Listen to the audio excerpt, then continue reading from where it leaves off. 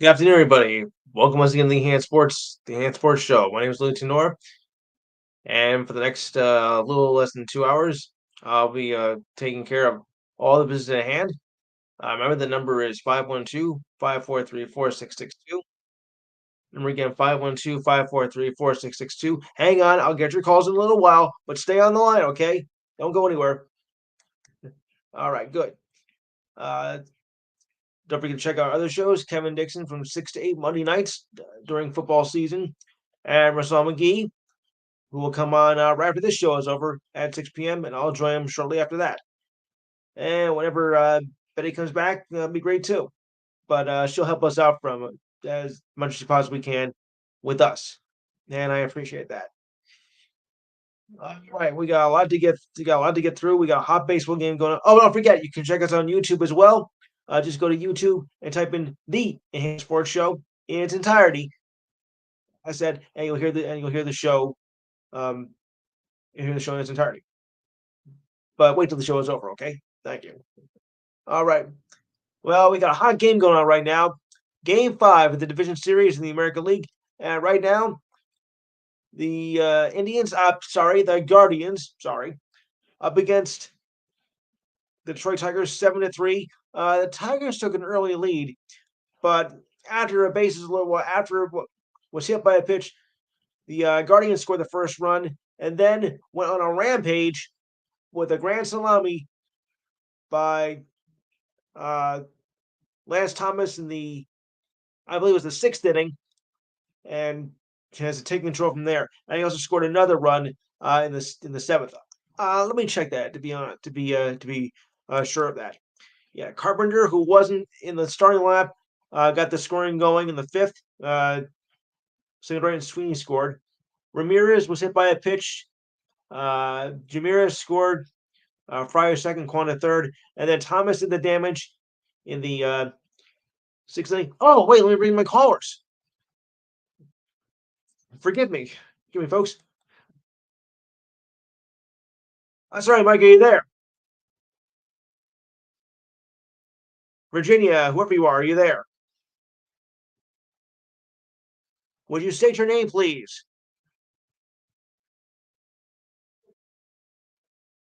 Would you say the first name again, please? Stephanie. Okay. Uh, Steve.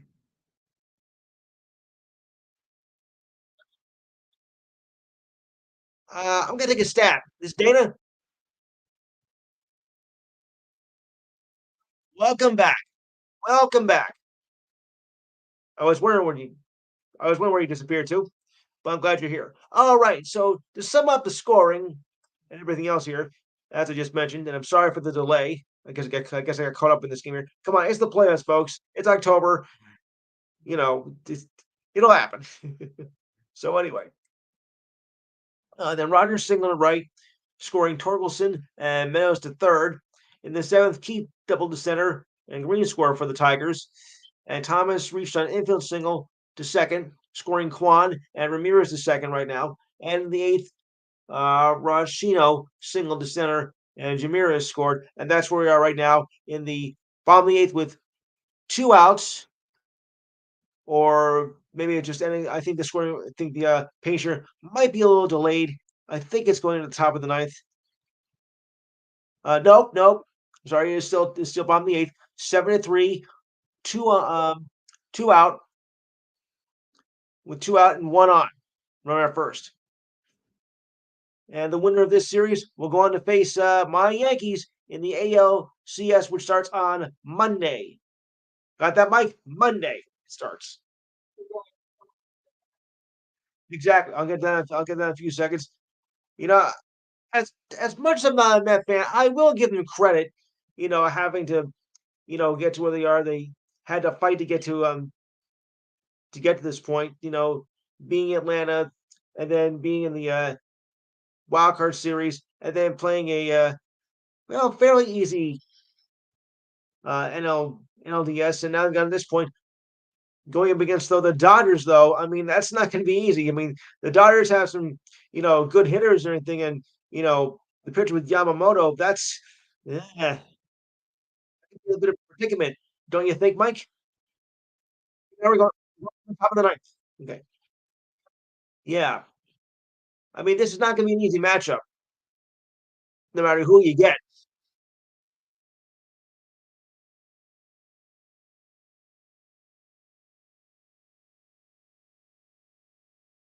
That's right. Well, look at you had for your lineup back then too, you had look who you have for your lineup. And look, you had Earl Hershiser and pitching. Fernando was still the king of the Dodgers. And they just breezed on through the series. And don't forget though, back then we didn't have this wild card stuff and anything. So, it's a completely different era now, Mike, when you think about it.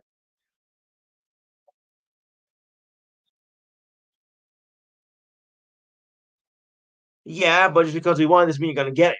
You know, it's been 24 years since we had the last one, Steve.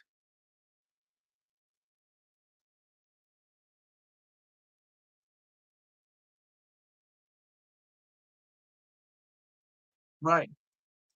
But like I said, it's been 24 years, and I think it might be a little bit hard to come by. I mean, the Dodgers have, good hitters and powerful pitching, and I think it might be a little bit, hard for the Mets to overcome here, I think. Okay, well, if Burling, Green, and Keith do up in the top of the ninth for the Tigers, last chance. And I know somebody out there is going to kill me if it doesn't win. Oh boy. Okay, so last night the Dodgers came away with the win, 2-0 over the Padres in an interesting matchup as we had that's right, two Japanese pitchers starting. The first time in the playoffs. That's the first time that ever occurred. Yamamoto for the Dodgers and Yubi Darvish for the Padres.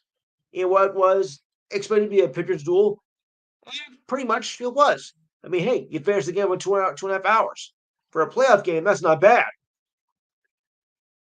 You know, you know, I mean, in this day and age, playoff games go like about 4 hours when you put in the commercials, the walks, and everything else, which really just fouls everything up. Yeah.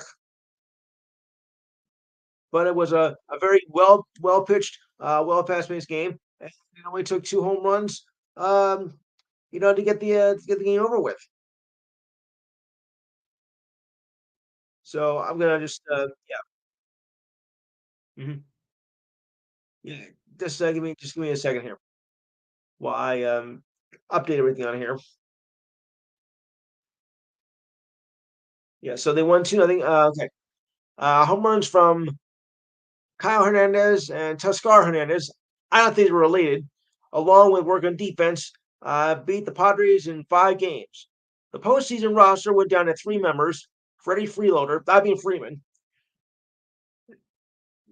continues to have trouble with his right ankle sprain. Yet the Dodgers advanced and now face the Mets. Yeah, meet the Mets. Yeah, yeah, yeah. I know. Yeesh. Manager Dave Roberts, now his ninth season with the Dodgers, compares his achievements to his Red Sox epic comeback against the Yankees. Mike, I think you remember that, right? Right. 2004, if you recall, fellas. Ugh, what a nightmare! What a nightmare that turned out to be. Ugh, just sickens me. Ah, well, yeah. Some of the people in the crowd, I think, are old enough to remember it, and some of you might not. Okay, so his epic comeback against the Yankees down 3-0 in the ALCS in 2004, and the Dodgers overcoming a 3-1 deficit against the Braves in 2020 en route to their World Series. It's because of the recent history that has seen the Dodgers get bounced by division rivals in the past 2 years, and because of the opponent, they said, "I want to beat these guys. I want to be really bad." Now they got a chance to do it as they start the best of seven series in the NLCS that begins tomorrow. In fact, I'm going to do the schedule right now. That's a foul ball. Okay. I'm going to run down the schedule here for the games. And as soon as this game was over, no, I don't think they'll have the schedule for the American League Series yet. It's too soon. So we'll just do the national one right now. And it goes like this. Game one tomorrow. Um, oops. Okay, yes, game one tomorrow, 8:15. The Mets and the Dodgers. By the way, games one and two are on Fox, and Monday is an afternoon game. Now, why not? It's Columbus Day.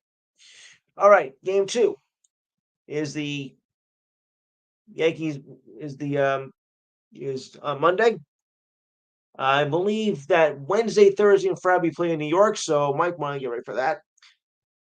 And then the next two games will be back in LA.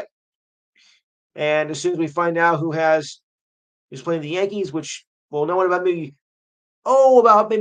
5 minutes from now, because the Guardians are up 7-3, and the Tigers are down to their last out.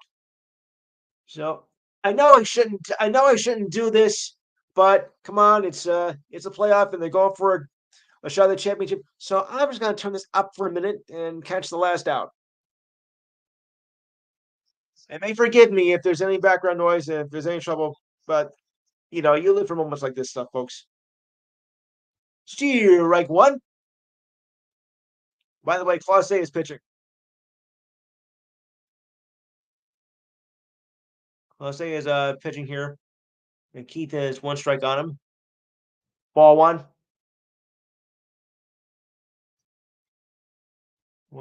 I should play more often. Here's the windup. Lemish and strike two. Putting down their final out. And Clase, what do you think you should do, guys? Curve the ball? What do you think? Cutter, changeup, ball two. No, I mean, what do you think you should do on the pitch? Well, I mean, should he throw a slider or should he throw a curveball? What should Clase do?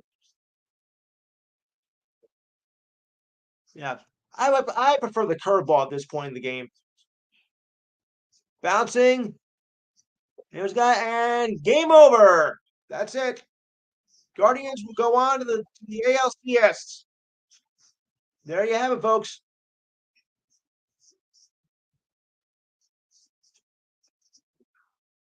Advancing for the first time since 2016.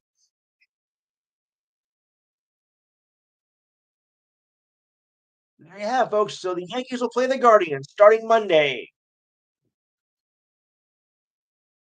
So there we go. All right. So now we have our lineup. Okay. So now we'll take some predictions here. Who do you like in the Dodgers Mets series, and how many games? Mike, since you're the Mets fan around here, who's going to win? How many games? Remember, it's a best of 7.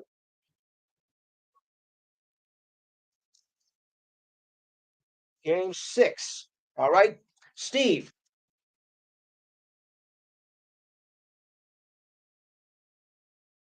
You can't be like Mike. You're not Michael Jordan. Okay. All right. Virginia, what do you have in this first series? Mets Dodgers. How many games?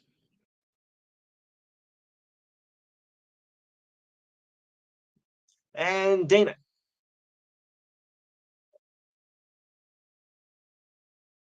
You're gonna say the Mets? Whoa, whoa, whoa! Wait, did I hear that correct? Mets in a sweep over the Dodgers? That's a gutsy move, Dana. I mean, I like that kind of move, with the gutsy move, but I think it's a little bit unrealistic here. Well, for me, I would say it's going to be the Dodgers in 5. I mean, they got too strong of a lineup, so I don't see the Mets, kind of this one. They've gave it a great effort, but I think they're just ready to run out of gas. All right, Yankees, Guardians. Mike, this is a local team. You're up first.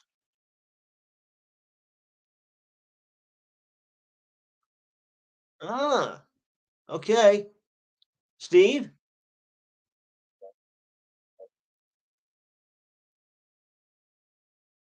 Yankees. Oh, Yankees in the distance. All right. Virginia.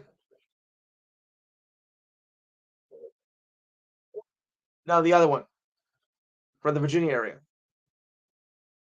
All right, I'll get back to her. All right, Dana, your thoughts.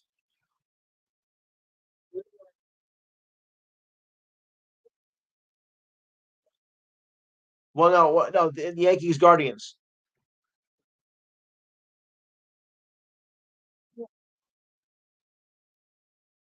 We're doing American League now. We just did National.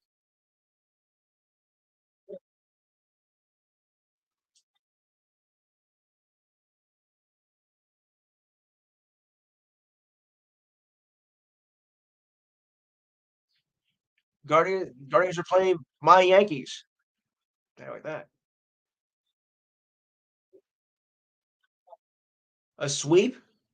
Hmm. Gutsy move. I'm gonna say Yankees in five. I gotta give the Guardians one game at home at least. I don't really see a sweep. That's a little bit hard to come by when you think about it. You don't really see that. You might see in the World Series, maybe, but not so much. I think in this round. Of course, it would be nice if it happened. I'd be happy. Uh, and if that should happen, the World Series will be moved up a couple of days. If they can get the League Championship Series both done within 5 games, which I would like to see because I hate to see it drag into November. And yet I think he said what the Tigers manager or somebody said they want the ALCS, they want the division series to go 7 games. Oh, sure. Then you will push it into almost 2 weeks of Thanksgiving. No, thank you.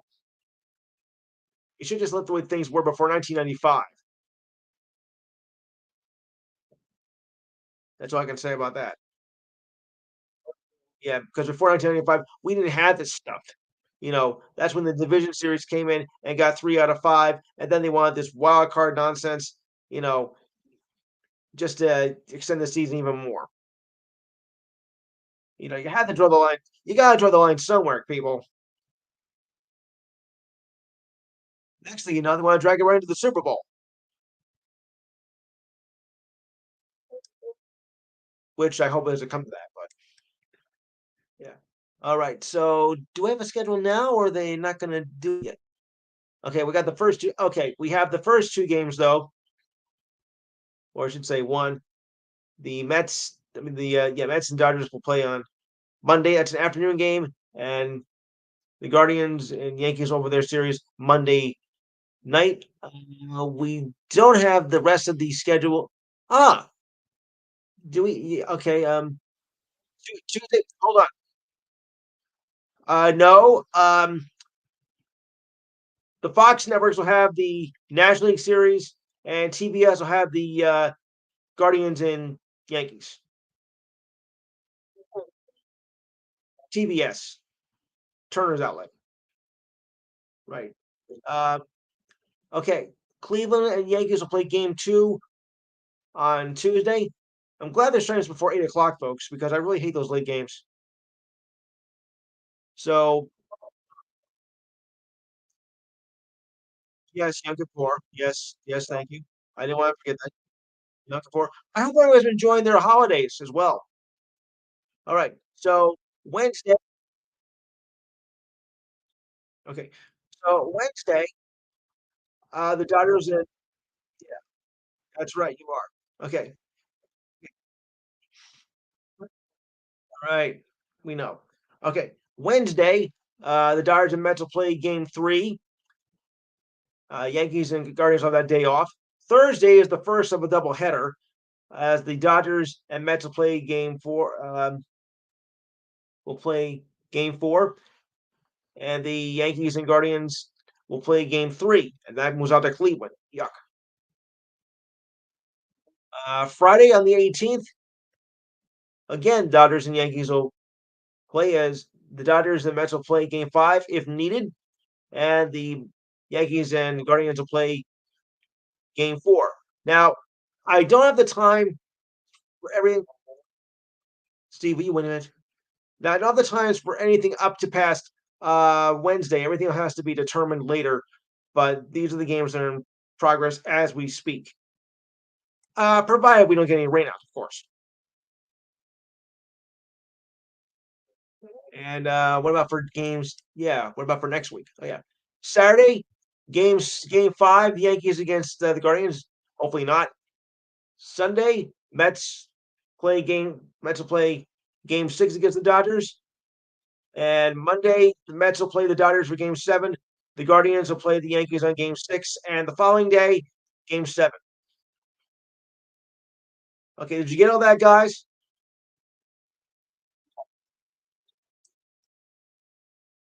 Diane,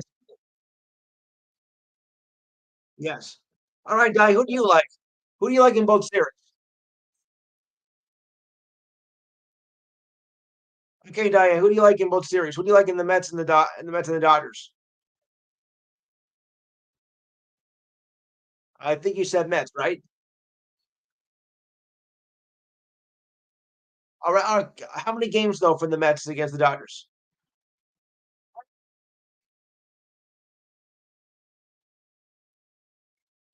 No, probably not.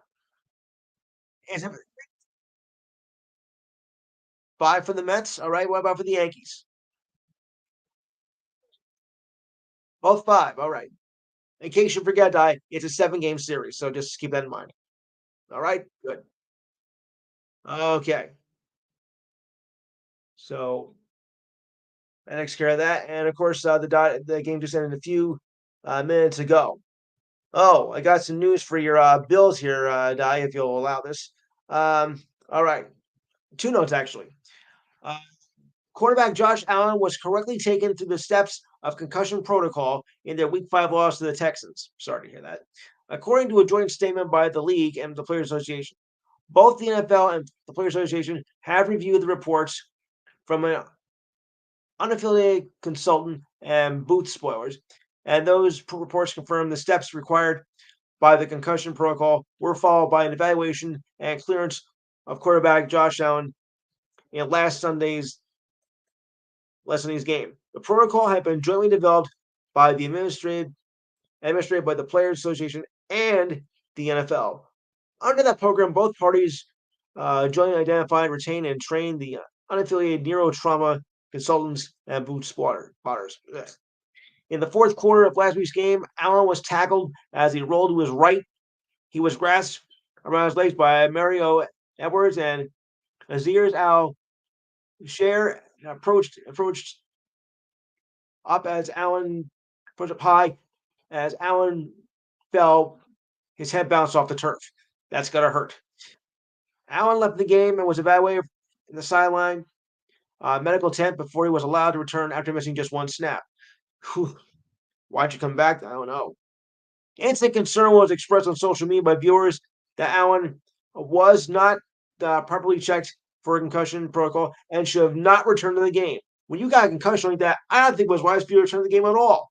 No matter who you are, you can get hurt again easily. Steve.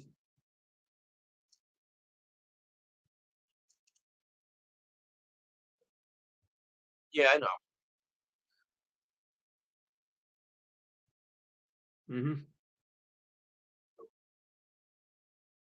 Yeah, but remember, you shouldn't be playing after having a concussion. You should go back out there right away. That's too dangerous. Yes, right. All right. So Allen was on the field for 5 more plays during the Bills' I should say, 5 more snaps during the final 2 plays as they lost to the Texans. Up, and Benny's happy because Cleveland's advancing. Yep. Now let's see if we can get past the Yankees. We'll see. All right. So thoughts on the concussion, Diane?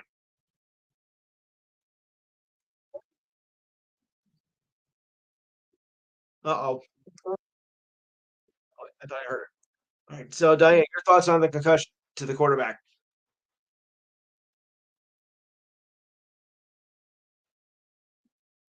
No thoughts?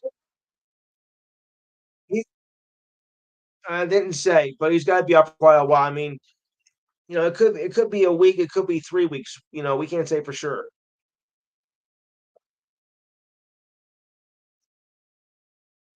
Well, you're probably right because they're not the same team as they once were, in the previous years. So they are struggling a bit. Anyone else have any thoughts? Yeah, and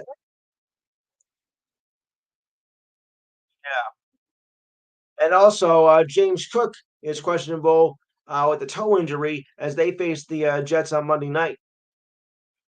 Cook suffered the injury in the loss to the Texans and was not in practice earlier this week. Coach McDermott said today that Cook will be limited in the final practice of the week. I was on the field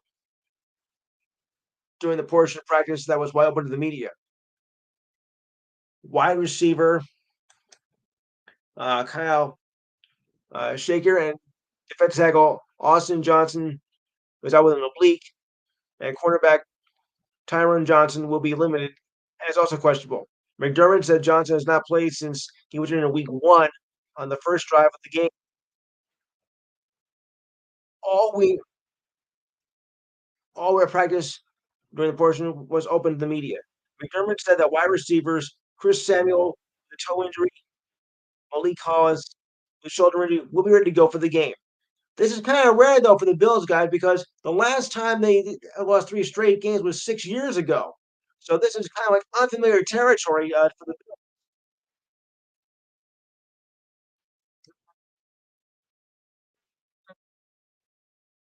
Okay, she's gone. All right, so we're in very unfamiliar territory with the Bills here. You know, they haven't lost this many games in the last 6 years. You know, no, no. So what happened to the Bills? They were the strongest team in the division, and now I mean they still lead it, but they're shaky a bit. Then well, the whole division's pretty shaky. So yeah, well, I guess that's questionable. So there's a chance he could play tomorrow, but you know, so it's kind of shaky. But the concussion injury that's gonna hurt the Bills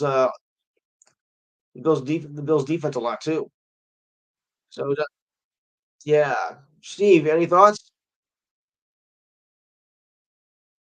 Yeah, Monday died.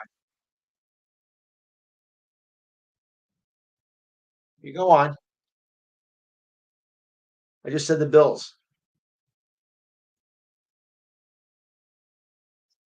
You're the only one here. You're the only Steve here. Yeah,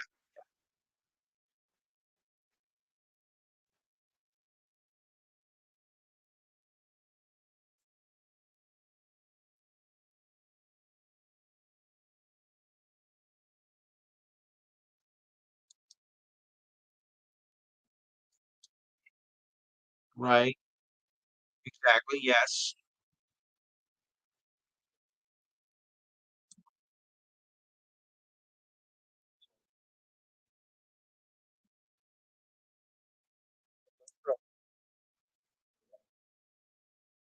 Right. All right, Dana, your thoughts.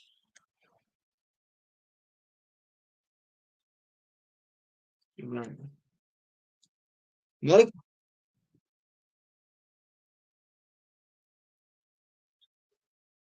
Yes.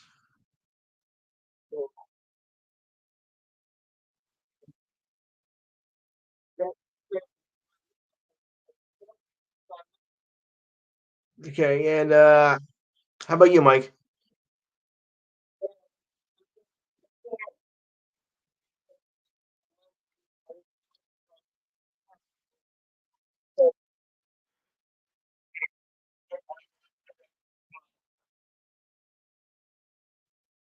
Yeah. I mean, it was really a foolish move there. So it is ridiculous.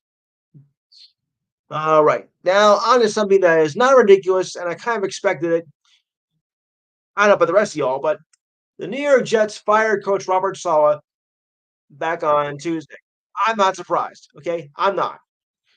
What surprised me is, well, one thing different is what took you so long? You should have done it at the end of last season instead of dragging out for 5 games for this season, which they have a anemic record, and you still kept them on anyway. For what? You should have fired them at the end of the season when they were horrible. So anyway, uh, Yes, right. According to ESPN, the Jets informed Salah around 10 a.m. on Tuesday. Uh, Team owner Woody Johnson released a statement on the firing of Salah. Salah said a short time after that, after the announcement, the defensive coordinator Jeff Ulbrich will be the next head coach on an interim basis. The Jets are 2-3, have had not winning season under Salah, who promised us one and hasn't done anything whatsoever. I mean, he came with a lot of fanfare, and they were hoping they were going to do something with him. He was hired to replace Adam Gase in 2021, which was also no good. He was a standout defensive coordinator and for 49ers for 4 seasons and was a prime candidate for head coach. He had a clean slate when he was hired by the franchise and did not have a quarterback, but had the number 2 pick, Zach Wilson, which was, of course, a total loser. Yeah, it was so fair, and it's hard. It's hard to have much of a selection. The selection was on Salah, but he was stuck with it regardless how bad it was. It appeared that things were turning around for Salah when the Jets traded for Aaron Rodgers before the start of 2023.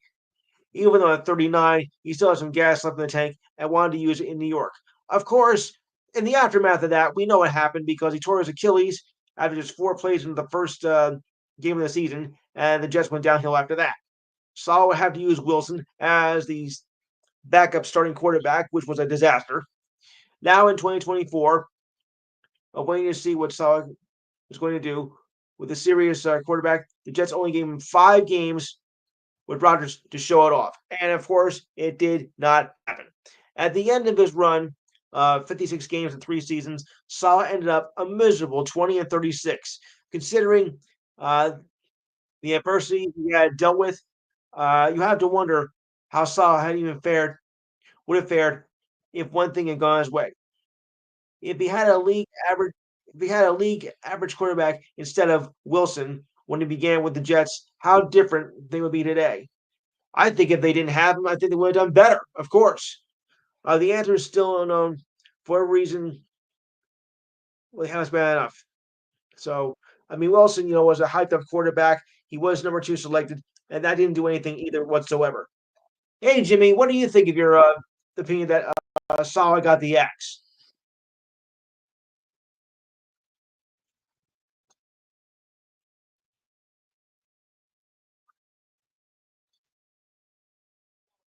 You're surprised? No, no,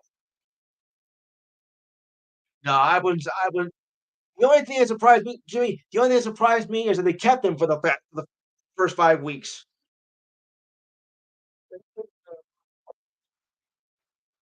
Mm,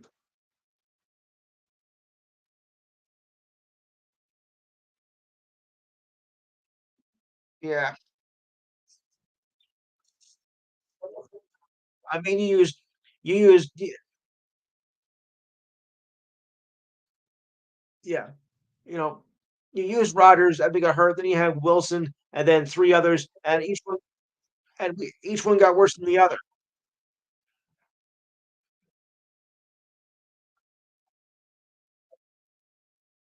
I didn't know I picked a Spanish Nation. Wow, I didn't know that. Hmm,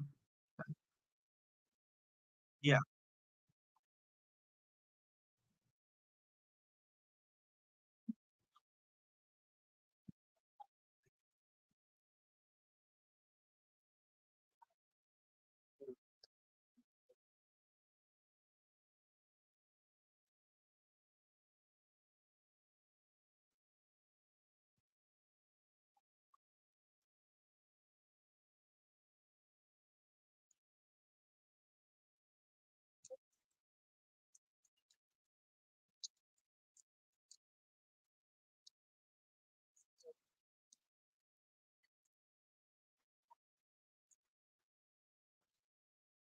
Yeah, well, what do you think the new coach is going to do? The interim coach.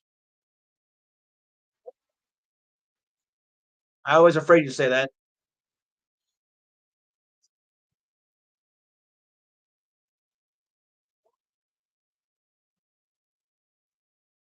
Mhm.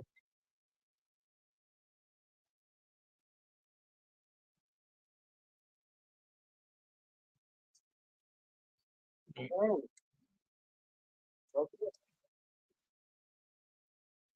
okay. Before I move on to anything else, Steve, you want to do your WWE and UFC report?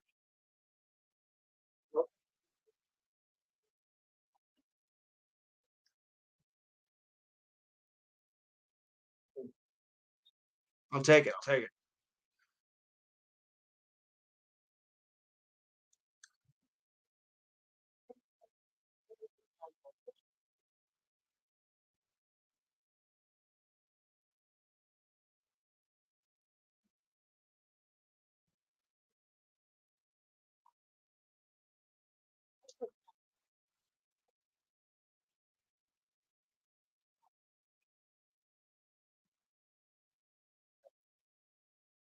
Should be.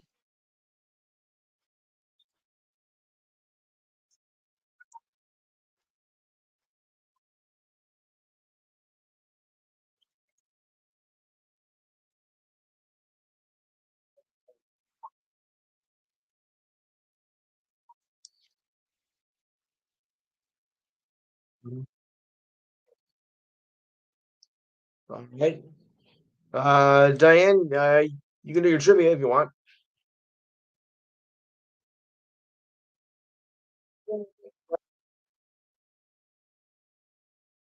Die? Oh, I'm sorry. Yeah. Okay, all right. So I'm gonna move on to a Heisman Trophy watch now, as we're now the halfway point of the college season. So I've been looking, over the past few weeks about who'd be a good candidate and whatnot. So through week 5 right now, I have the top. What have I got? Top 5. Yeah, top 5. Hold it.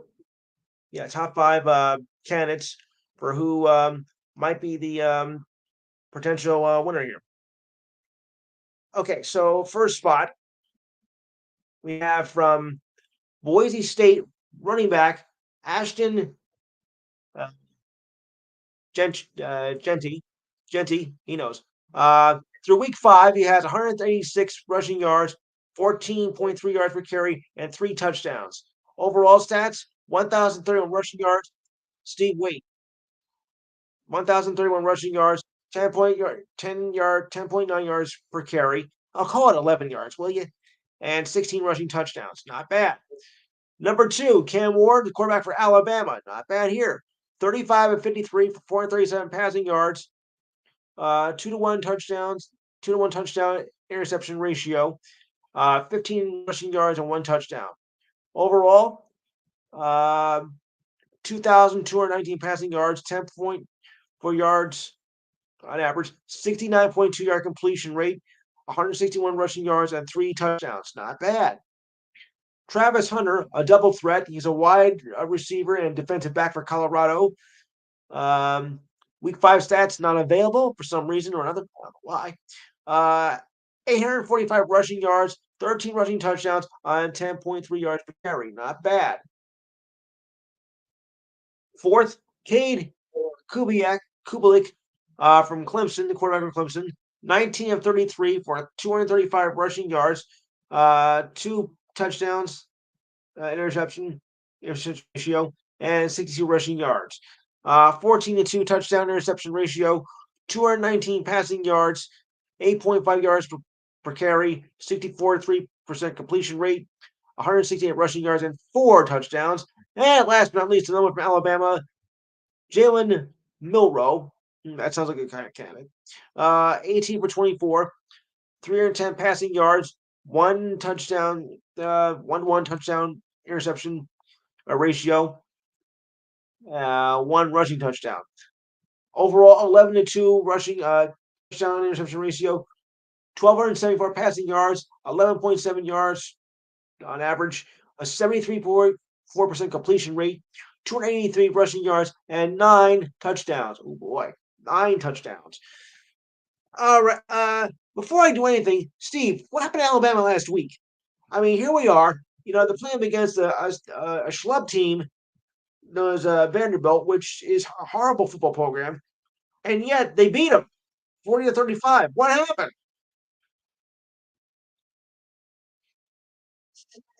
I know. Yeah.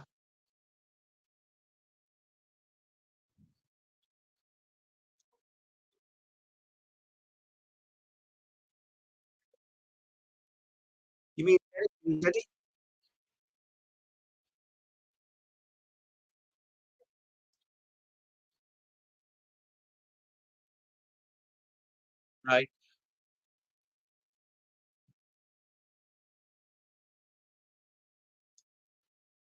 No.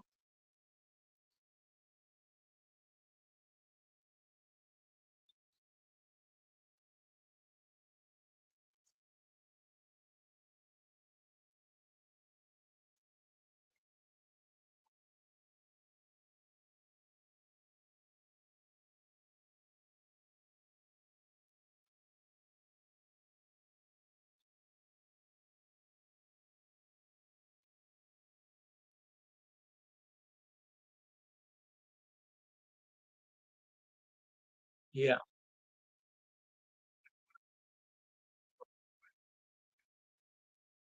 All right. Okay, so Steve, who do you like in this Heisman race?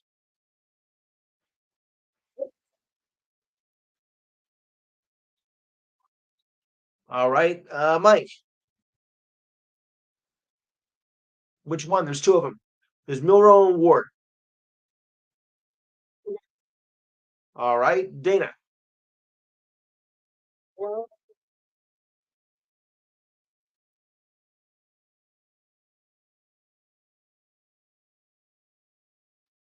Jimmy.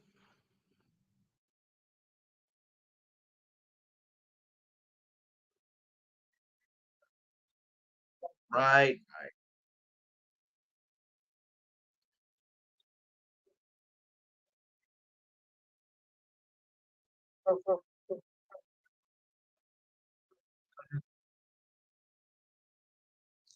All right, and Diane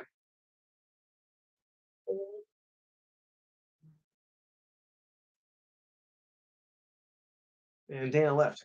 Right. Which player? Which player died?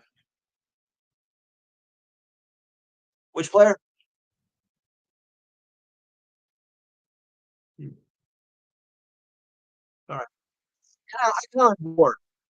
I kind of like Ward.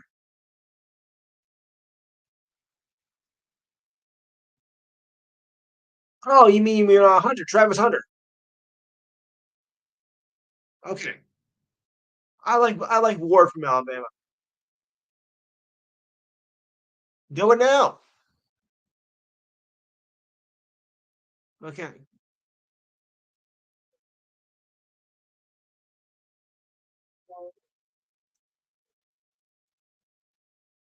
Yeah, I'm gonna go Ward.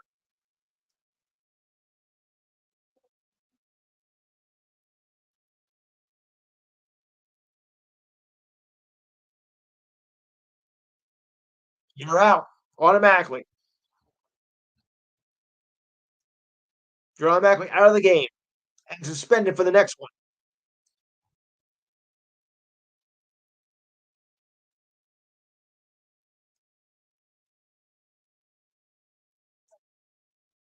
And you're out for the next game as well.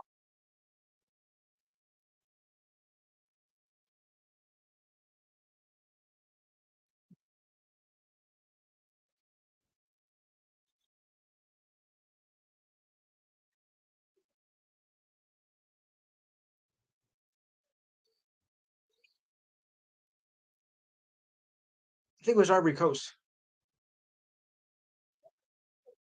Yes.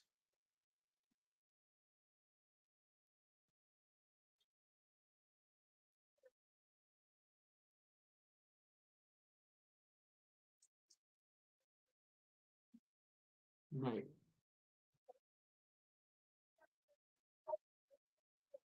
Yes.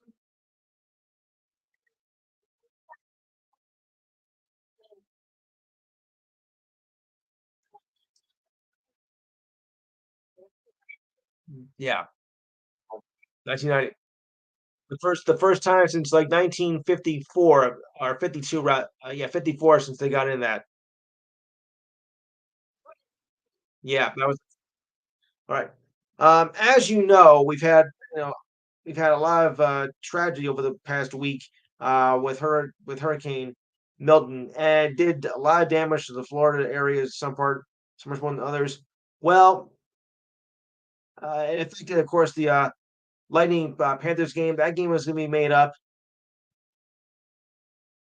at a later date. The sooner the better. But the biggest was the Tropicana Field, where the home of the Tampa Bay Rays play. Alameda Arena. The Tropicana Field suffered major damage, especially to the roof of the stadium. So now we got to find out where they're going to play next year. I mean, the roof was badly damaged. I can't show you the pictures of it because I don't think actually. But when you look at the pictures of it, it is complete devastation. I mean, really complete devastation of that um, of that stadium. And last check, I heard was 17 deaths. I mean, we had back-to-back hurricanes. We had Helene, and now we have Milton, and the Florida area is just getting hammered with these storms, and it's just very heartbreaking to watch when you see on the news and whatnot. I mean, just horrible. And our thoughts and prayers are with the people of Florida, but it's just got to be so devastating to see this happening back to back storms just the last 10 days, and the Magic and Pelicans preseason game called off. Well, then it's preseason, so I wouldn't worry about that. The hurricane made landfall as along Florida's Gulf Coast as a Category 3 on Wednesday night. Well, still a dangerous storm, even though it's not a 5, but still a very dangerous storm, to say the least. Just horrible. And several college and high school games were either canceled or postponed. But to be honest, I wouldn't think about it. I mean, so much was lost, and you got to remember that's just a game that they just can't play. There's a lot more you know devastation and loss of life and not you know everything else is just a game. Everything else is minor compared to losing a life and your home and whatnot. You know, everything else is just secondary. Never, and of course, just a horrible tragedy. I have a brother out there, and some friends. Luckily, they're fine. They just suffered a lot of damage, but the power's out in his area, so yeah, it's bad enough. So our thoughts and prayers. Does anybody have any relatives out there that are in the path of the storm and would like to bring it up?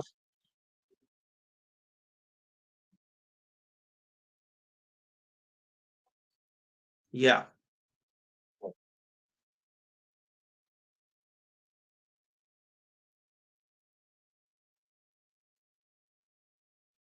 I see.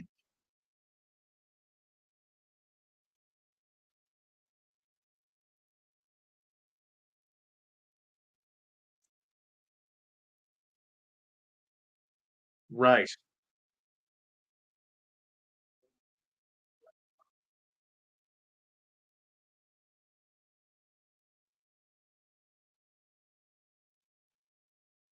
Yes. Sure.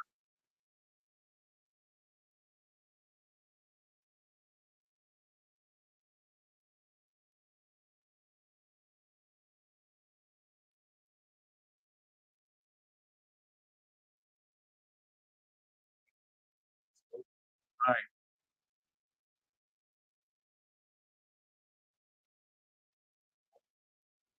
You had 126 reported tornadoes. Yeah. However, reported but not confirmed. But not confirmed. Yeah.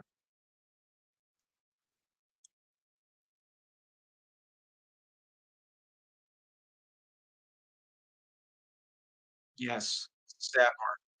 Nothing is more important than a life.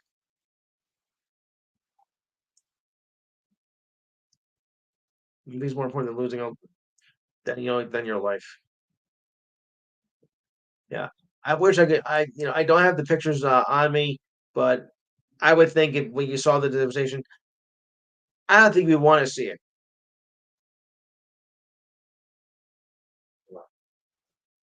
I really don't. I really don't think we want to see it. I mean, it's just very upsetting to look at. I'll get more information on that later. Okay, now to our idiot of the week, and I think you're going to agree with me on here. Late in Sunday's game two, a fan started throwing a ball into the field in the direction of Padres outfielder Jurickson Profar. The Padres went on to beat the Dodgers easily, 10-2. This was game two of the series. This is a little outdated, but pardon me. The incident caused a delay in the game in the seventh inning, and appeared to stem from the first inning interaction that Profar had with the fans after robbing Mookie Betts of a home run at the wall. As Padres starter UV Darvish took them out in the seventh, a combination, excuse me, a combination, a commotion started in left field. Profar started exchanging words with these so-called fans, and it got heated up in a hurry. A fan threw a ball at the stand toward Profar. Padres manager Mike Schlitt took the field as Padres umpires and players gathered around on the outer edge of the infield. Profar was visibly upset as he spoke with his teammates and the umpiring crew. The public address announcer then warned fans that about throwing objects onto the field. After about 3 minutes, Profar nodded agreement and jogged back to the position in left field. He was greeted with boos from the Dodger faithful as the scrum dissolved. Well, of course you're going to get booed by the crowd. Duh. At that point, Darvish restarted to warm up, and members of the Dodgers security staff met with umpires on the field. The Fox broadcast crew then showed what looked like water bottles littering in right field near outfielder Fernando Tatis Jr. Okay. 3 security staffers joined Profar. Then the public addresser warned them again, a second time, about throwing objects onto the field. Profar then again met with the umpires near the edge of the infield. And again, Darvish paused his warm up.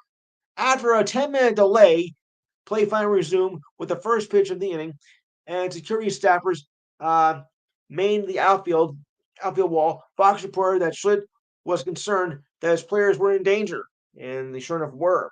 The delay did not seem to impact Darvish at all, who worked through a scoreless inning to cap his night. At that point, the Padres led 4-1 and blew the game open with a 10-2 win. They added 3 runs in the eighth and 3 more in the ninth, with 6 home runs in the night. Darvish gave up 1 run on 3 hits and 2 walks in 7 innings. But the real losers were the fans at the stadium that night. How stupid can you be? Throwing junk off. Exactly. See what I mean by idiots, people?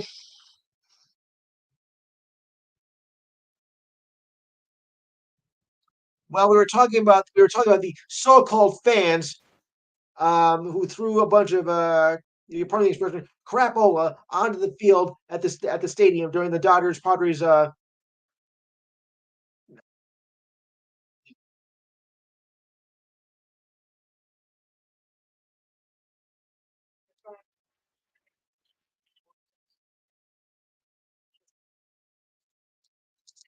Well, the security should have yanked him out.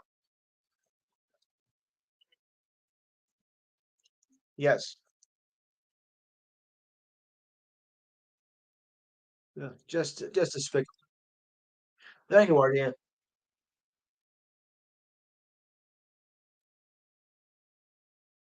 They don't respect the game, and they don't respect the game itself.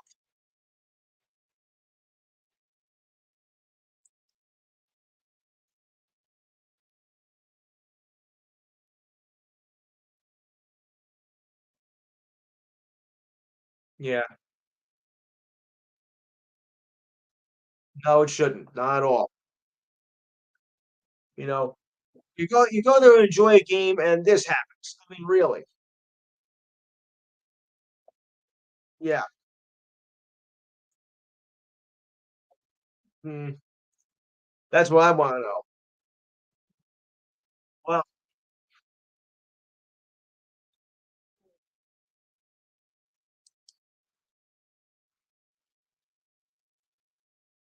yeah.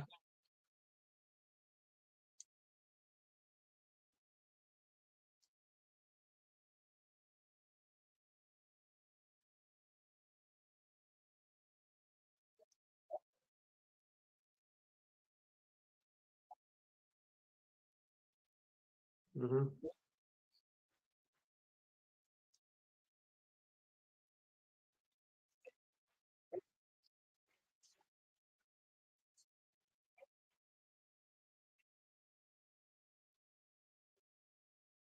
Mhm. All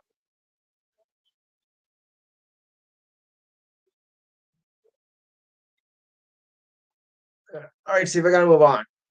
I have to move on. It's taking too much time. All right, so we have another idiot of the week to mention here. Patriots safety Jabari Peppers was arrested last Saturday for it that he choked his girlfriend and pushed her down a flight of stairs. You call yourself a boyfriend? What are you nuts?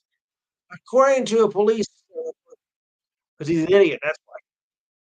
Police report Peppers was arrested after police reported a domestic incident in a home. The person was called their servants that two people appeared to be arguing. One of the police arrived that found they found Peppers' girlfriend, who was not identified, according to court documents. She accused Peppers of, I think this happens, of choking her and hitting her at least 6 times. You're keeping track of how many times you hit her? Okay. According to the victim, who was not named, she said, "My boyfriend put my hands on my neck and smashed my head against the wall and pushed me down the stairs," she told police, according to reports.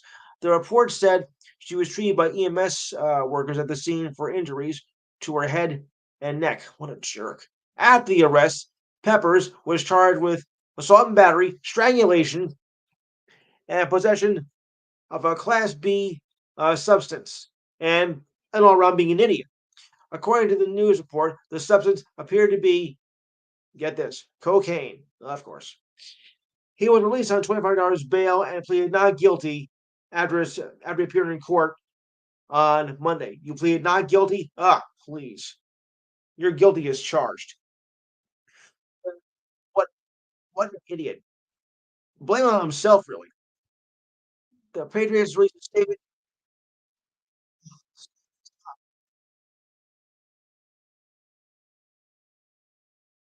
Right. Yes. Right.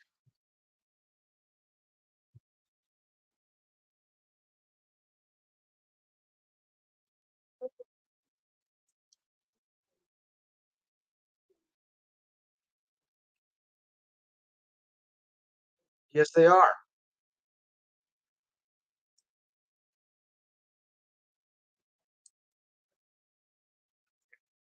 Yes.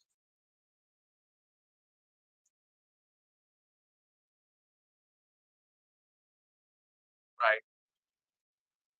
Yes. They need to get more stricter with them too. Right. Okay.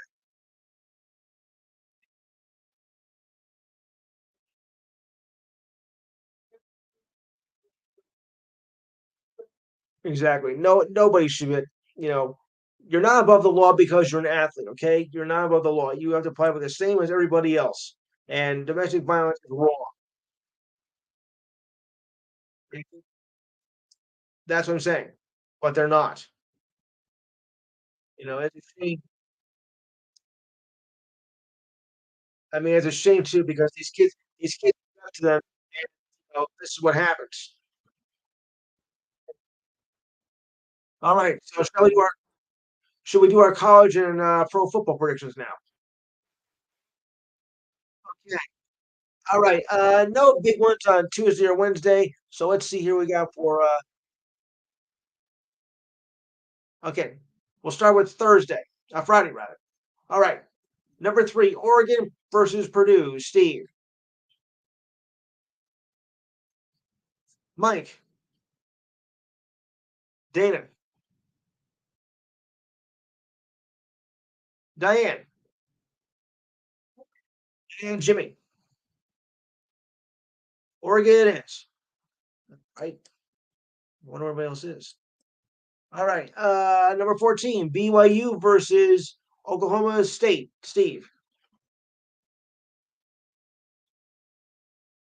Mike, Dana.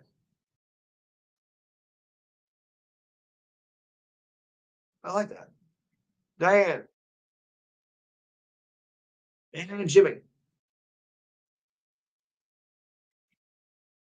Yeah, I'll go BYU as well. Okay, Saturday, Oklahoma versus South Carolina. Steve.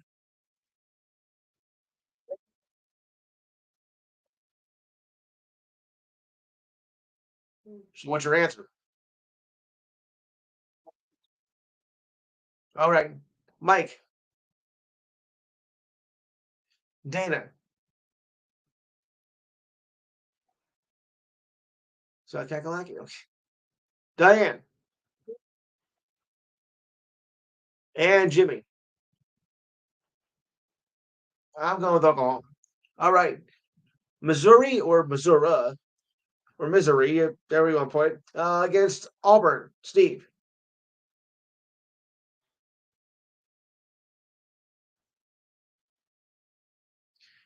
Mike, Dana.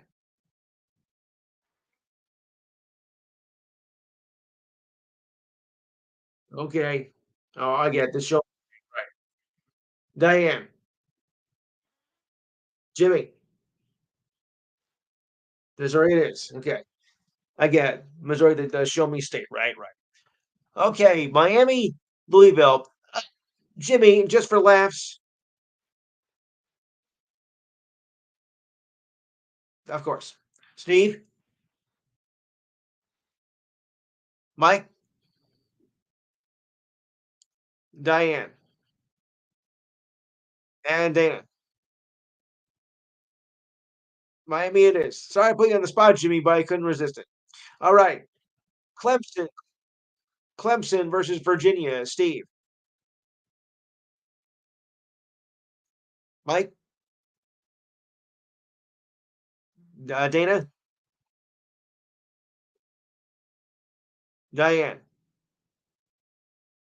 Jimmy. All right, Clemson it is. All right. Indiana versus Nebraska. They did a number on Rutgers today, that's for sure. All right, Steve,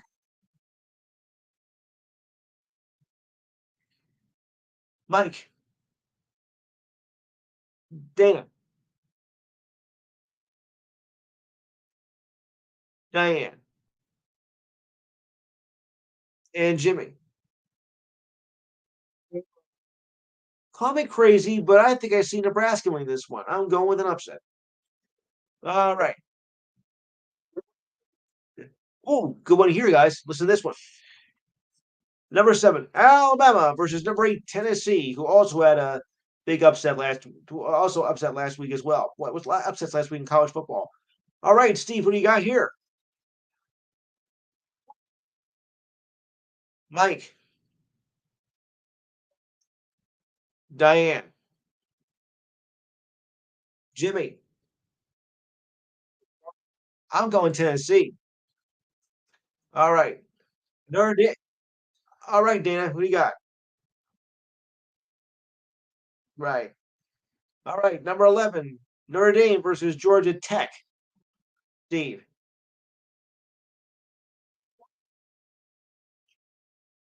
Mike, Dana. Okay, Diane, Jimmy. Notre Dame it is. All right. Another good matchup here next week. Illinois versus Michigan. Could be good. Uh, all right, Steve. You said Michigan, right? Mike, Dana, Jimmy, Diane. I'm going Illinois too. Yeah. All right. Moving on. At least I can get this done quicker today. Uh, okay. Texas A&M versus Mississippi State. Steve. All right. Mike, Dana. Diane. Jimmy. Texas name it is.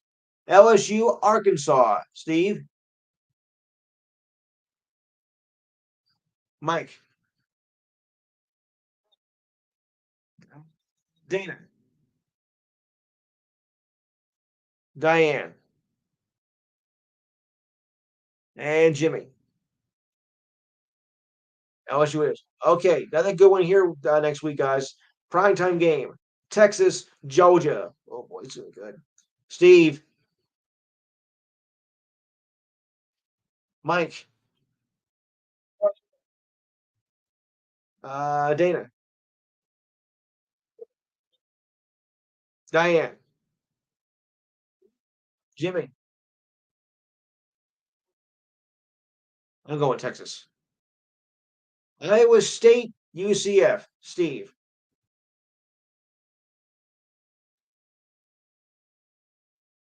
No, Iowa State, UFC. Mike. Uh, Dana.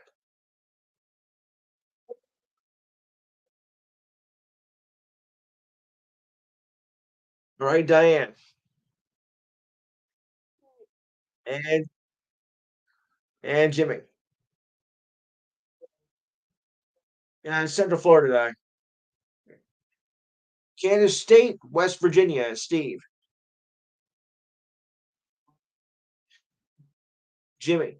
Mike rather. Dana.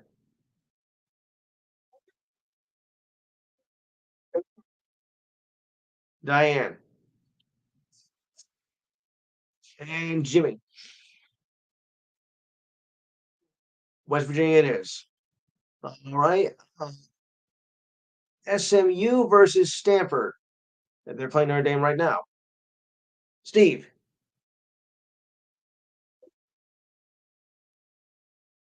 Mike.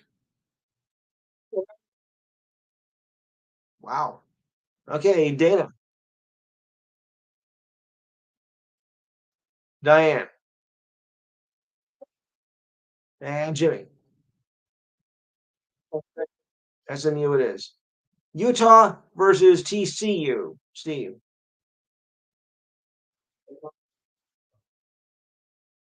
Mike. All right. Dana. Of course. Diane. Jimmy. I'm taking Utah. And for special interest, Rutgers, UCLA. Mike.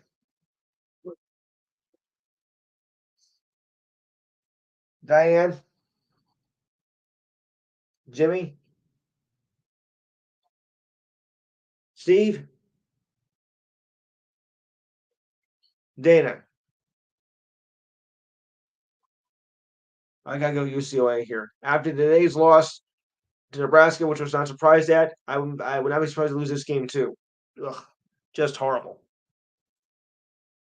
So, what was everybody's thoughts on the upsets last week? I mean, we had some major upsets.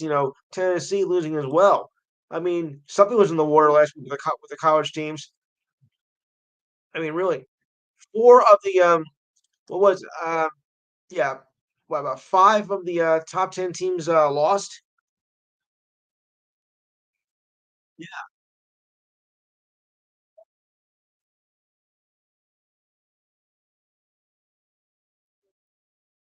yeah, 35 down. How do you explain that? Down 35-10, you came back to win.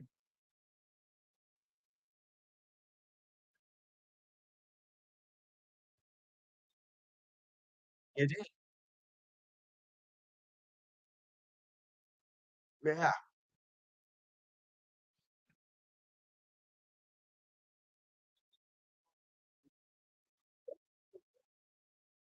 yeah. So let me iterate. Let me iterate here. The Hurricanes had to fight back to fight off Cal for the comeback win last Saturday. It spoiled what otherwise was a memorable day for Cal football as college game day went there for the first time.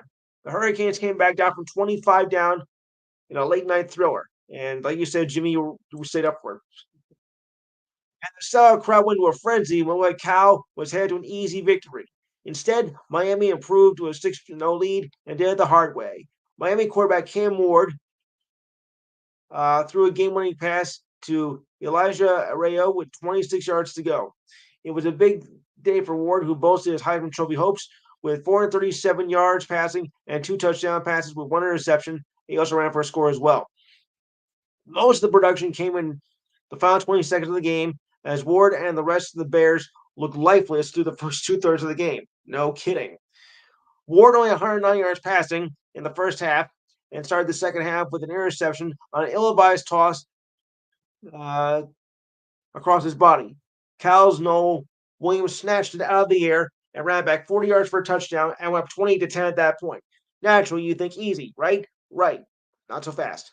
Cal had one more score for 35-10, and it looked like Miami was a goner. After that, however, it was all Miami from their offense as they produced 4 touchdowns on 4 drives to close out the game, and the Bears only scored a field goal in the second half. Ward and company went on a rampage with a scoring drive of 12 plays and 75 yards to start with, then 11 plays and 75 yards, then 9 plays on 70 yards, and 6 plays on 92 yards. Did you get all that, guys? Good. Ward threw both touchdown passes and ran for a 24-yard touchdown in the fourth. For the second straight game, the Hurricanes provided some late game drama after some early game mistakes, after injuring a 10-point fourth quarterback against Virginia Tech. To sum it up, last week in college football, 4 of the top 10 teams went down, and 3 of them were against unranked opponent.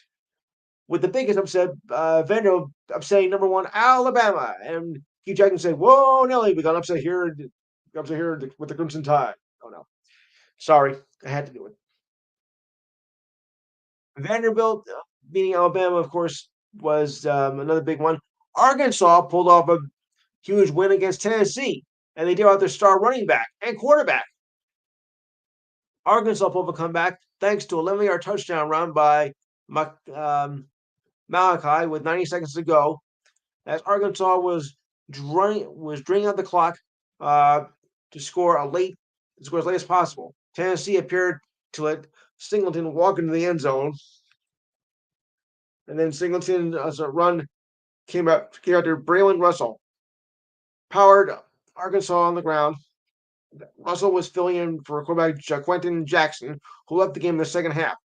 Singleton, Arkansas's backup quarterback, was playing after starter Taylon Green left in the game in the second half after suffering a knee injury when he was hit low as he completed a pass. Tennessee had plenty of time to score the game-winning touchdown after Singleton scored and got to the Arkansas 25 yard. But Tennessee did not get much further than that. Nico Lamavia was pushed on 4th down and ran out of bounds as time ran out after he crossed the line of scrimmage. Tennessee entered the game with 565 yards on offense, but the game last week was way short of that mark. Arkansas defense held Tennessee to only 332 yards on offense. University of Tennessee did not score at all in the first half, and all but only 2 scores came on touchdown runs by Dylan Thompson. LaMania had his worst game of the season, and his Heisman Trophy hopes took a huge hit as well. The freshman was 17 for 29, 158 yards. He barely averaged more than 1 yard per pass than Tennessee averaged per carry as a team. Yuck. Arkansas has been hit with turnovers this season. The turnovers are a key factor in losses to Oklahoma State and Texas A&M. But last week, they did not turn the ball over once at all. That's how you win games, by not turning the ball over, folks. All right, so on to the NFL. All right. Okay, who had the 49ers over the Seahawks? I did. Steve? You did. Dana?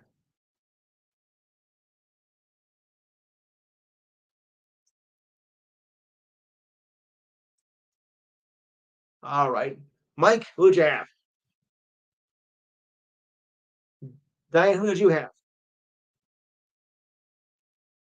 Jimmy, who did you have? I had the 49ers. Okay, let's go. For the early bird special tomorrow at 9:30 a.m. Eastern Time, the Jaguars versus the Bears. London, playing in London. Steve, what do you got? Jacksonville, or the Bears?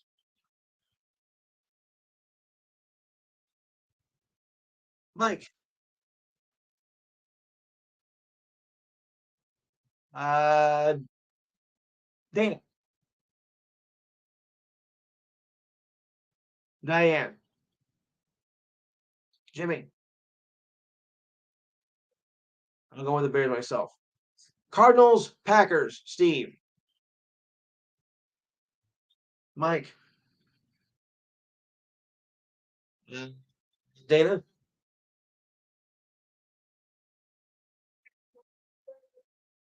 I said the. All right, okay. Uh, Diane, Jimmy, Packers. It is okay. Colts, Titans, Steve,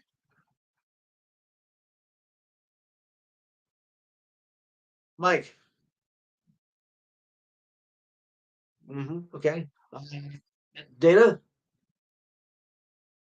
Diane, Jimmy. Titans. It is. Texans, Patriots, Steve.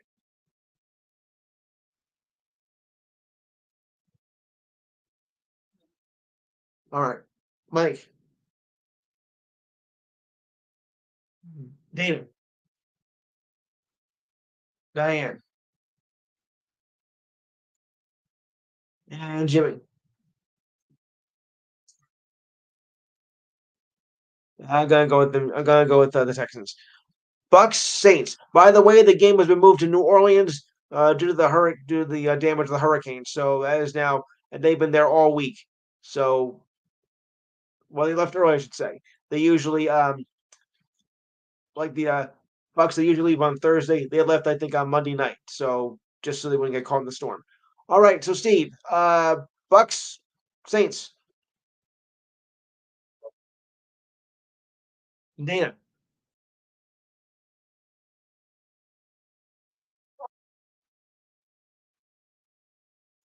Mike, Diane, Jimmy. I'm going with the Saints. Browns, Eagles, Steve.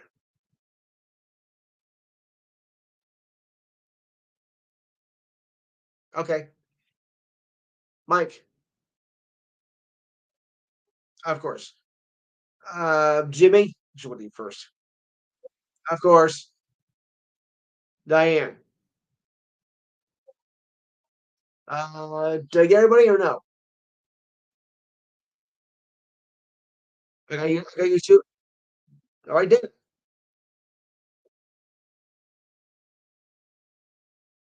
I'm going with the Eagles. Yeah. Yes. Okay. Commanders, Raven. Yeah. Commanders, Ravens. Steve.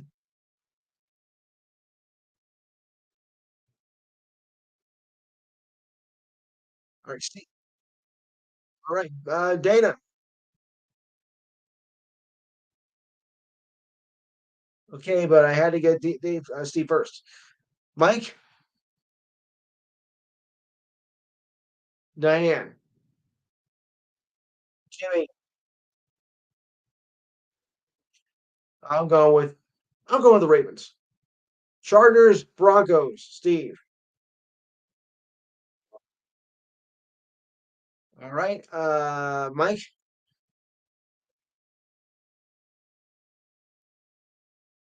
All right. Dana.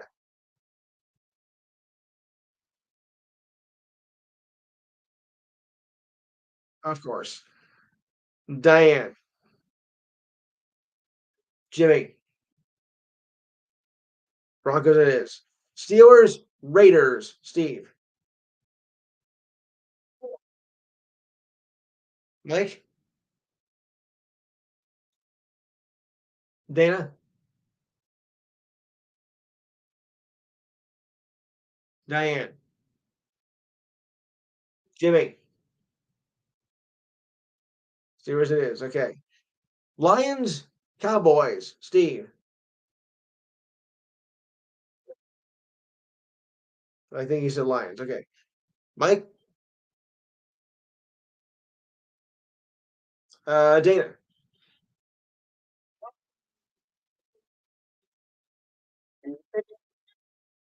of course.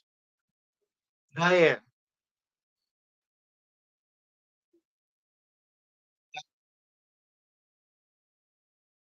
she meant the Lions. Jimmy, so am I. And Bengals, Giants. Mike, of course. Dana, no, sorry, Diane, Diane. Jimmy, Steve, Dana. I'm going with I'm gonna go with the Giants actually. And finally, Jets, Bills. Mike,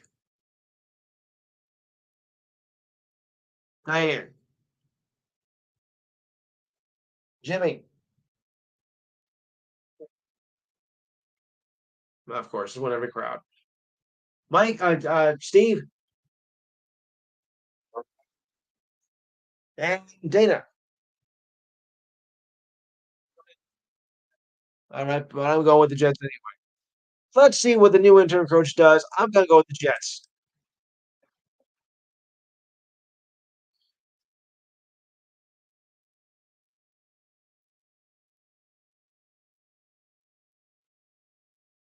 I'm on the verge. I think they already have. I think they already have, Matt. And thank you for coming in. All right. So, what are everybody's thoughts of week 5 with your teams? Steve, we'll start that with you. Your thoughts from the previous week.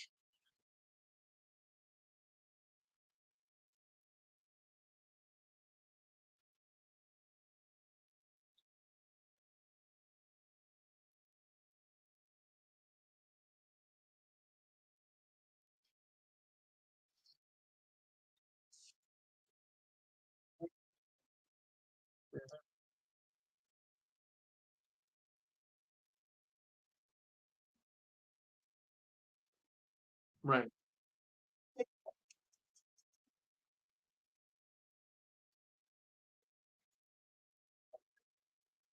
Can keep your comments short. Ugh,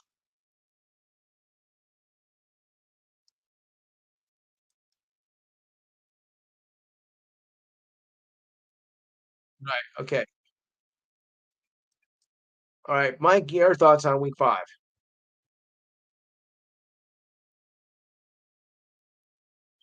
Yeah.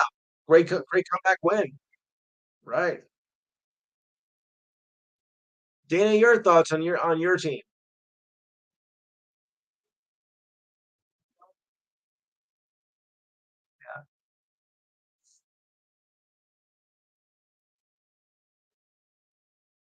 Okay, Diane, your thoughts on the Bills.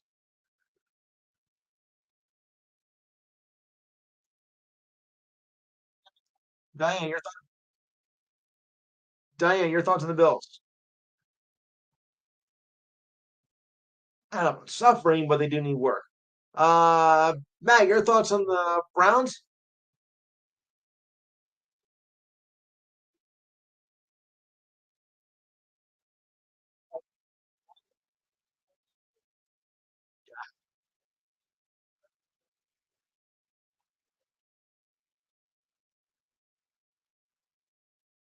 Tell us how you really feel.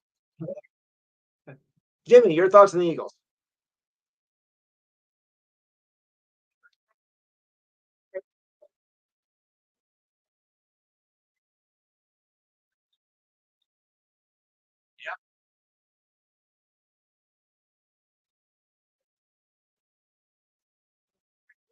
Yes.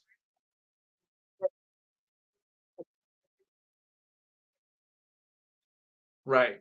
My thoughts, the Jets, just awful the past couple of weeks.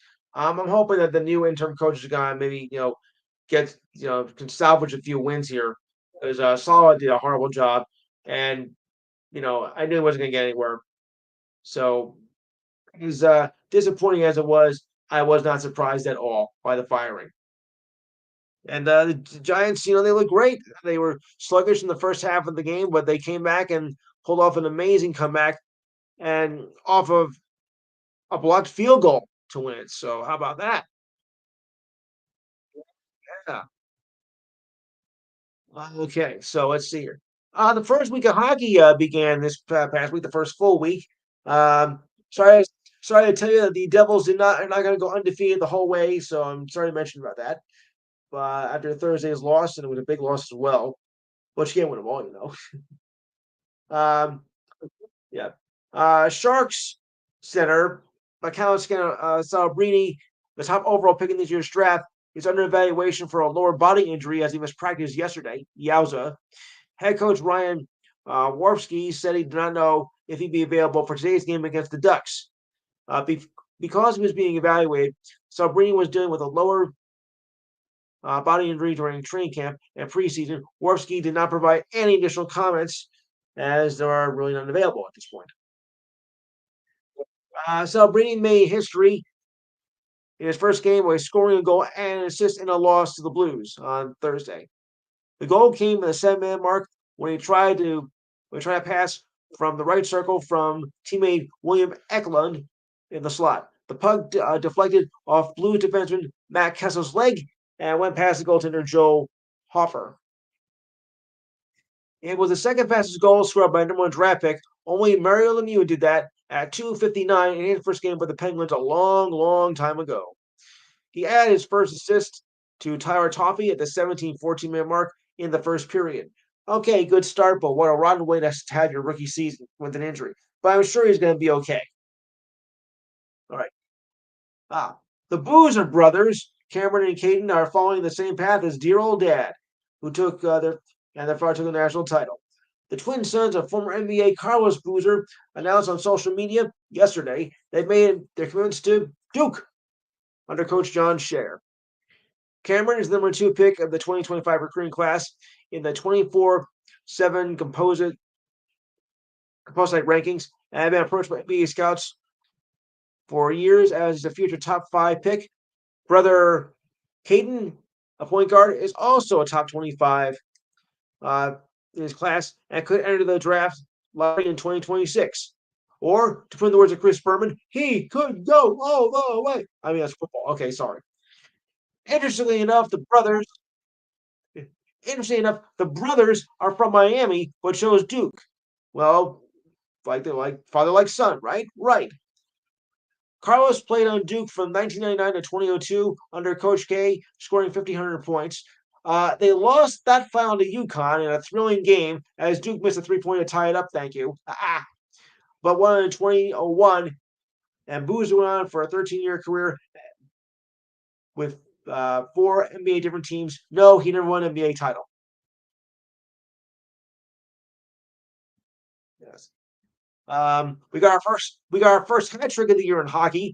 Minko Ratan scored his 8th hat trick of his career, and Nate McKinnon surpassed 900 points of his career. This despite losing to the Golden Knights.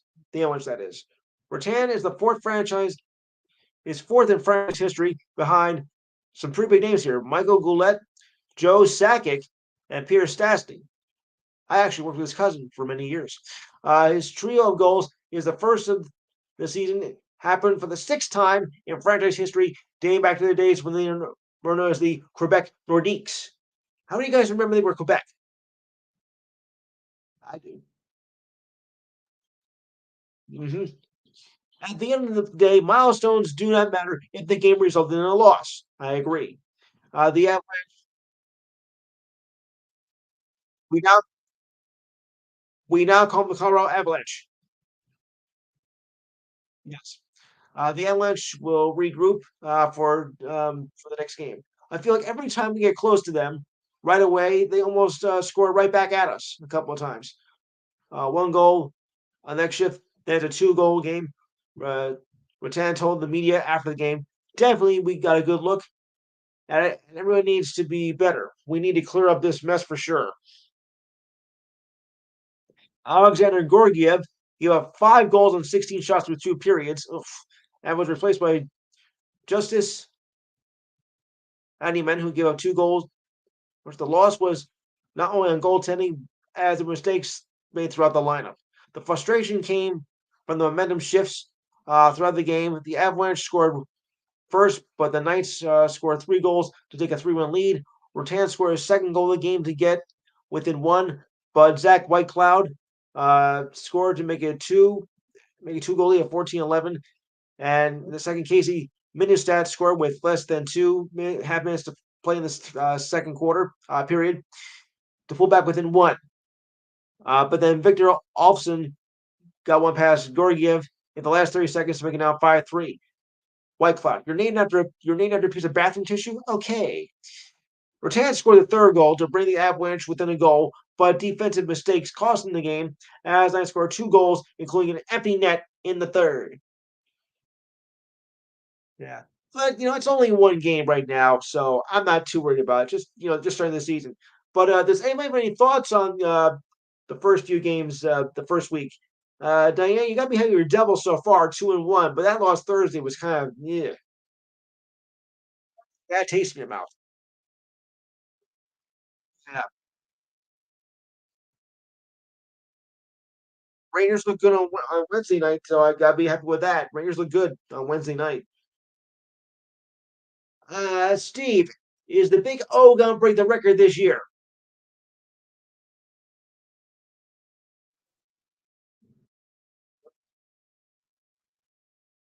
I'll take that as a maybe. Yeah. You don't sound too confident about that, Steve, do you? Okay, all right, okay. Same question, Dana.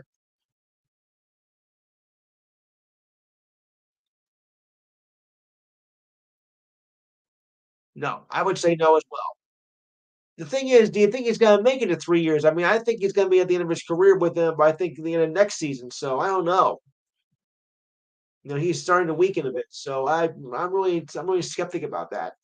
All right, so Blue Jackets captain Boone Jenner is expected to miss most of the season after undergoing surgery on his left shoulder Wednesday, 1 day before the season opener.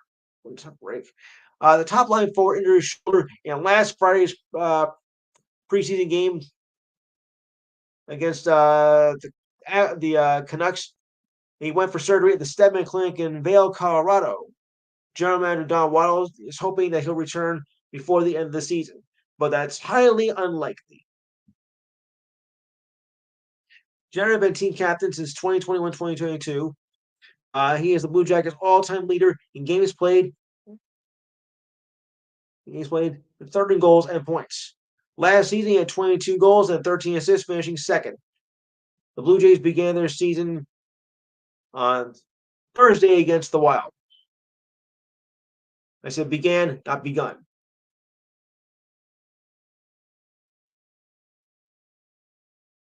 Okay. The Timberwolves also announced they were postponing their game against the Nuggets in conflict with the Liberty and Lynx finals game, which game 2 is tomorrow. I'll get to that mishap in a minute. The Lynx advanced to the finals for the first time since 2017 after beating the Connecticut Sun on Tuesday. The Lynx will be going for their 5th title, which will be the most in league history.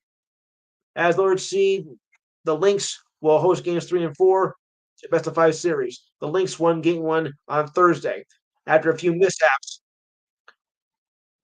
Is someone trying to reach me? No.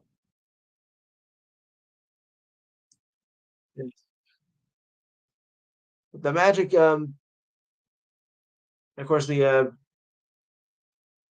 okay, where'd I go? Yeah, set it down. Okay, there we are. This has been a historic season for the Lynx, who have reached the 30-win mark for the first time in their career. Napsia Collar finished as MVP runner-up, but won Defensive Player of the Year and made the All-Defensive team. Collier scored 42 points in Game 2 semifinal win over the Mercury and was the first player in WNBA history to score 3 games with at least 25 points and 10 rebounds. Her 27.1 points per game are the most by a player heading into the finals since Maya Moore in 2015. Now, to show you what happened here, I'm going to hate myself for this. Yuck. First up, the WNBA Finals will go to a best-of-7 series next season, set by Commissioner Kathy Engelbert. Game 1 was held on Thursday. The format will be a 2-2, 1-1-1 format with a higher seed maintaining home court advantage. Is someone trying to come on?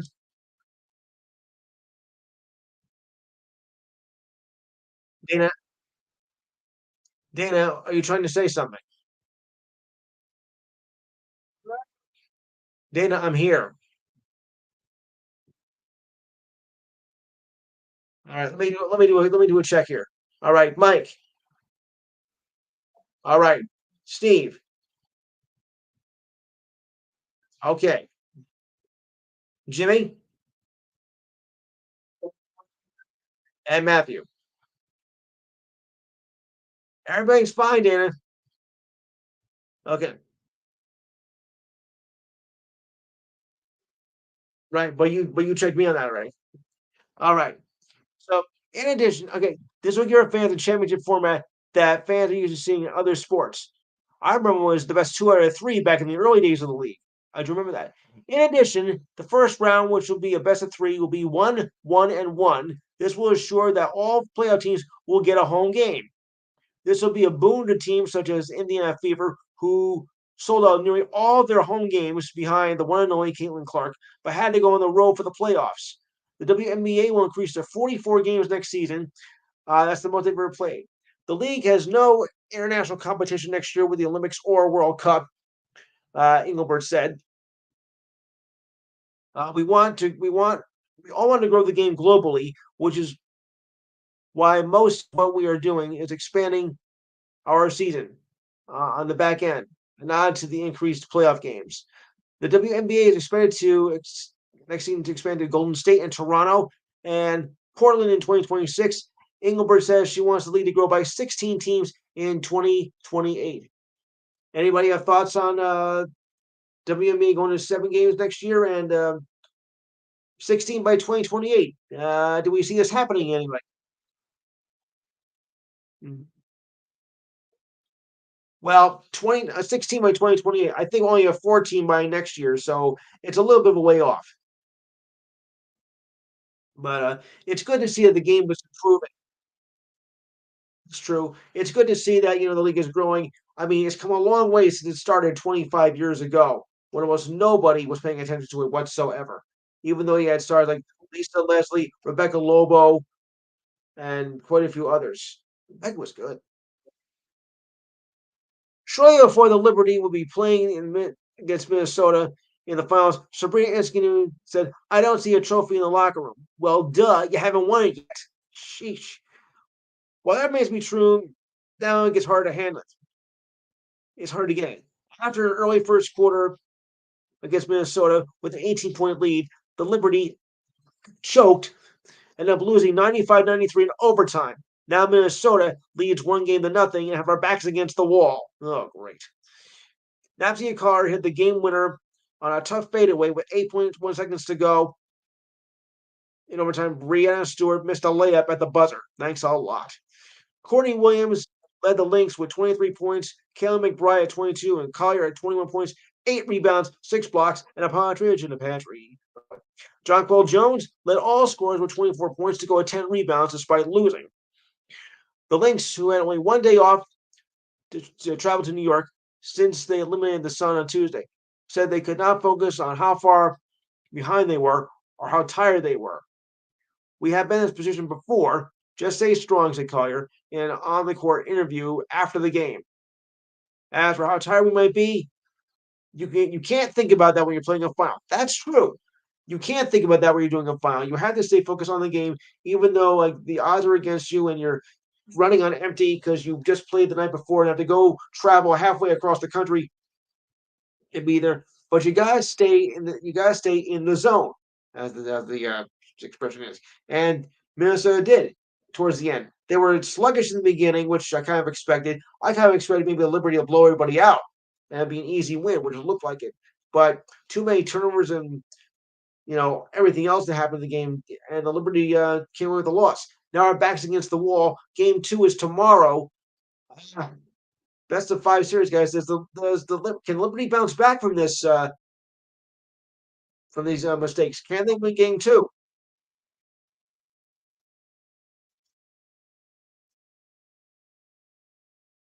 Better. Exactly.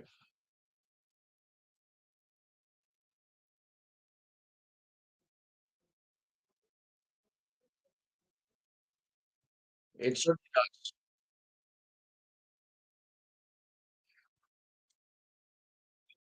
Yes, you're right. Right. Yeah. Right. Exactly. Just a shame. Okay. So tomorrow is 3 o'clock. Tomorrow is 3 o'clock. All right. Yes. For those of you in the New York area, yes. Um, got a few more hockey notes here to mention. Oh, and by the way, oh yeah, one more WNBA note to mention here. Um, the Golden State Valkyries have named Natalie Nakase as their first head coach. This will be her first head coaching job in the league. She was previously an assistant coach for the two-time defending champion WNBA Aces. And before that, she had various roles with the LA Clippers, including assistant and player development coach for the G League squad. She started coaching in Germany and then moved to Tokyo for as coach for the men's basketball league in Japan. And she played college basketball at UCLA, first as a walk on and then a team captain for 3 seasons. So, congratulations on that. All right. Sam Reinhart scored 2 goals as the Florida Panthers began their title defense in a 6-4 win over the Bruins on Tuesday. The Panthers got goals from E2 Thorson, and Reinhardt scored a shorthanded goal off John Gudovich and Ivan Rodriguez. Reinhardt Rodriguez added an assist. Last season, Reinhardt finished second with 57 goals. Sergei Bobrovsky made 24 saves to get the win. The Bruins got early goals from Paul Zachaya, Charlie McVoy, Trent Frederick, and David Pastrnak. Bruins backup goaltender Junius Kasepa made 29 saves despite the loss. Jeremy Swayman, Boston's top goaltender, who signed an 8-year, $66 million deal, did not play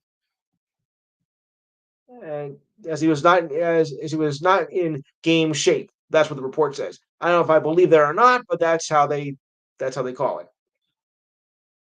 Former Bruins goaltender Linus Ullmark signed a 4-year deal with the Ottawa Senators, who acquired him in a high-profile trade in June.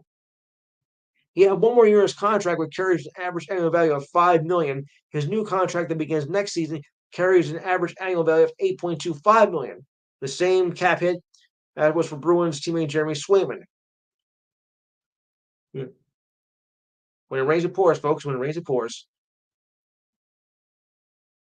And yeah, Carter Verhaeghe, who was part of the Panthers Stanley Cup run title last season, signed an 8-year, $56 million deal that was announced on Tuesday after the championship banner was raised and they beat the Bruins 6-4. Verhaeghe was in the final year of his 4-year deal that carries a $4.1 million cap hit. The new deal, which also begins next season, has an average annual value of $7 million, shows on ESPN. The deal also includes a $48 million guaranteed signing bonus and carries trade protection. He signed with the Panthers in October 2020 and won the Cup with the Lightning during that COVID season of 2020, which was his rookie year. In 4 seasons with the Panthers, he has 118 goals in 278 games. Not bad. He scored 10 game-winning playoff goals for the Panthers, including the Game 7 winner against the Bruins in 2023, excuse me. Yeah. So not a bad week for some of our hockey teams, isn't it, folks? Yeah. As we say, drop the puck. Yeah. Amazing. The Lynx are going for the fifth title, and the Liberty are the team with the most final appearances that have never won. Isn't that actually kind of sickening? So would I. So would I. It's sad but true, folks, that they've never won a title despite going there 6 times. Oh, and one more note here. Paul George made his preseason debut for the Sixers in a big way last night. He made 8 from 15 shots, scoring 23 points in a loss to the Timberwolves. He played 26 minutes, had 4 3-pointers, and had 6 rebounds and 2 assists. His preseason debut continued to stretch with new faces in new places, such as Karl Anthony Towns with the Knicks, Chris Paul with the Spurs, DeMar DeRozan with the Kings, and Klay Thompson with the Mavericks. The Sixers assigned Paul George to a 4-year, $212 gazillion deal this summer. Will be his fourth team after first spending 7 years with the Pacers, 2 with the Thunder, and 5 with the Clippers. He's a 9-time All-Star and 6-time All-NBA selection and has averaged 20.8 points per game during his 14-year career in the NBA. I didn't think it was around that long. Wow. 14 seasons. And the opener is now 17 days away. Thank goodness. I'm a basketball fan. What can I say? And have been since I was 6. What? One more, 2 more actually. Rafael Nadal is hanging up his racket. He posted a video up on X a few days ago. The 22-time Grand Slam champion announced on uh, Thursday, actually, that he'll retire after the end of the Davis Cup tournament. Nadal previously alluded to the fact this would be his final season, but did not make an official announcement until Thursday. Sorry to say. Well, we all got to go sometime. I'm very excited that this will be my last tournament. Will be the Davis Cup, and I represent my home country. I've come full circle since my greatest joys playing in the Davis Cup in 2004.